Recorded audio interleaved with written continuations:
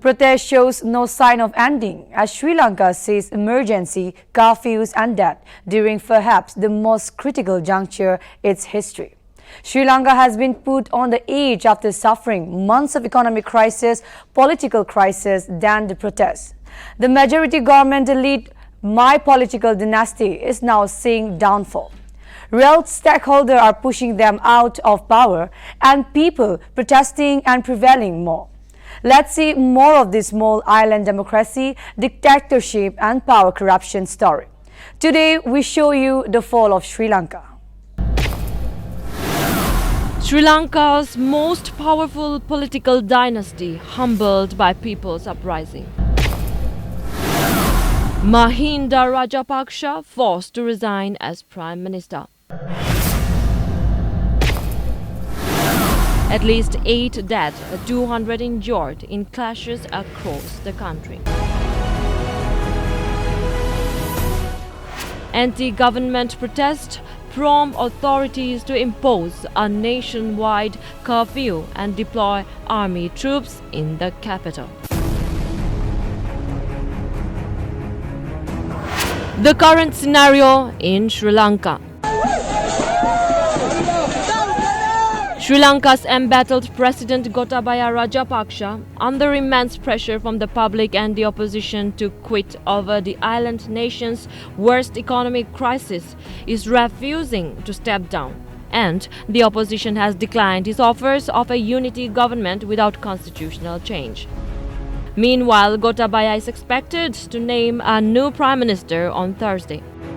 Five-time former Premier Ranil Wickremesinghe is seen as a front-runner for the post that was formerly held by the president's brother Mahinda Rajapaksa, who quit on Monday amid violent protests in Colombo.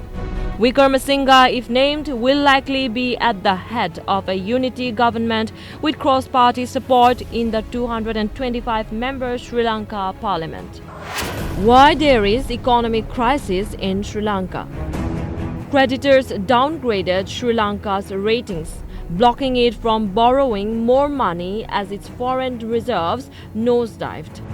Soon after, the pandemic hit, flattening tourism again as deaths mounted. The Ukraine war has driven up food and oil prices globally, making imports more unaffordable.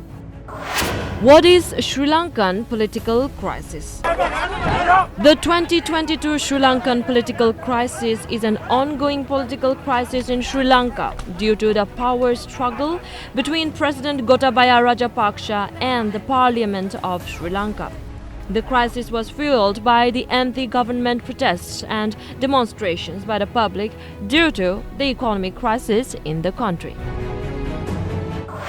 How is Sri Lanka's economy? Sri Lanka's growth is slow and inflation is at multi-year highs. Consumer prices surged almost 30% in April from a year earlier, after a jump of almost 19% in March.